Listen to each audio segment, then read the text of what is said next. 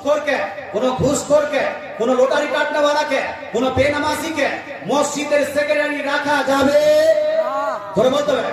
কোন সুদখোরকে, সুদখোর ব্যক্তি মসজিদের, আচ্ছা সুদখোর ব্যক্তি মসজিদের সেক্রেটারি করা যাবে কিনা?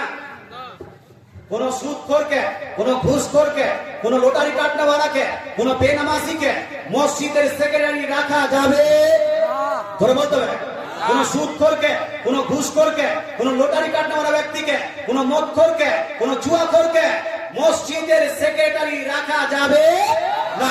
মসজিদের কমিটিতে রাখা যাবে না। মসজিদের সভাপতি বানানো চলবে না। মসজিদের ক্যাশিয়ার বানানো যাবে না। আল্লাহ আমাদের বুঝার তৌফিক দান করুন। মসজিদের এই প্রসঙ্গে আমার বিস্তারিত আলোচনা ইউটিউবে রাখা আছে, যদি পারেন একটু ধ্যান দিয়ে শুনে নেবেন। মসজিদের খবরদার হাসিয়া, নেককার, পরেশগার, মুত্তাকি, নামাজিকে আপনাকে মসজিদের সেক্রেটারি, ক্যাশিয়ার, সভাপতি রাখতে হবে। এটাই হলো জরুরি। মেয়েদের